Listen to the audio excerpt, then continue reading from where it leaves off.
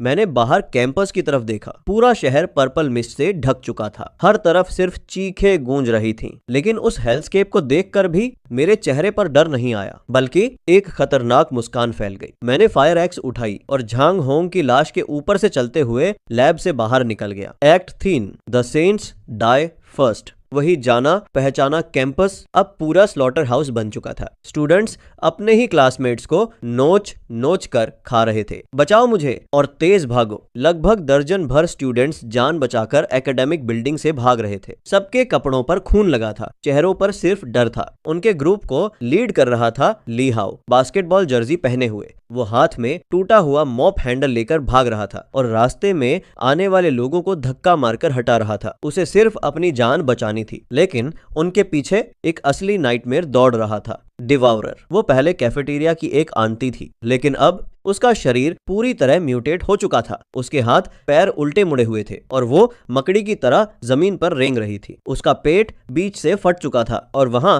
एक विशाल मुंह बन गया था जिसमें रेजर शार्प दांत चमक रहे थे। अगले ही पल उसकी लंबी जीभ हार्पून की तरह बाहर निकली, सीधे पीछे भाग रहे मोटे स्टूडेंट के शरीर को चीरते हुए निकल गई। उसकी दर्दनाक चीख पूरे कैंपस में गूंज उठी। मुझे बचाओ, ली हाओ, बचाओ मुझे। वो मोटा स्टूडेंट पेड़ के तने को पकड़कर कांपते हुए हाथ बढ़ा रहा था। उसकी आंखों में मौत का डर साफ दिख रहा था। लेकिन ली हाओ ने पीछे मुड़कर देखा और रुकने के बजाय और तेज भागने लगा। इतना ही नहीं, मॉन्स्टर का ध्यान भटकाने के लिए उसने एक लड़की को पीछे धक्का दे दिया। लड़की जमीन पर गिर पड़ी और डेवावरर तुरंत उसकी तरफ झपट पड़ा। मैं रास्ते के बीच खड़ा ये सब देख रहा था। दोनों हाथ पॉकेट में थे और चेहरे पर हल्की मुस्कान थी। ह्यूमन नेचर, चाहे इसे कितनी बार देख लो, हर बार मजेदार लगता है। तभी ली हाओ मेरी तरफ भागता हुआ आया। हटो रास्ते से साले, मरना है क्या? उसकी आंखों में सिर्फ पैनिक था। उसे फर्क नहीं पड़ रहा था मैं कौन हूँ। उसके लिए मैं बस एक ऑब्स्टिकल था। अगले ही पल उसने टूटा हुआ मॉप हैंडल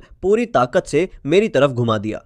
पूरा कैंपस एक पल के लिए शांत हो गया, क्योंकि मैंने उसके फुल फोर्स अटैक को सिर्फ एक उंगली से रोक दिया था। ली हाओ की आंखें फट गईं। मेरा हाथ, उसकी कलाई बुरी तरह कांप रही थी। मैंने उसकी तरफ ठंडी नजरों से देखा। मैंने पहले ही वार्निंग दी थी, ली हाओ ज्यादा ड्रामा करोगे तो बहुत दर्द होगा। भागते हुए बाकी स्टूडेंट्स ये देखकर वहीं जम गए। कुछ पल के लिए तो वो पीछे वाले मॉन्स्टर को भी भूल गए थे, लेकिन मैंने उन्हें पूरी तरह इग्नोर कर दिया। मेरी नजर उनके पीछे खड़े उस डेवावरर पर थी जो अभी भी आधी लाश को चबा रहा था। अचानक मॉन्स्टर रुक गया। उसने धीरे धीरे अपना सिर उठाया। उसकी आंखें मुझ पर टिक गईं। शायद उसने मेरे अंदर की उस खतरनाक ऑरा को महसूस कर लिया था।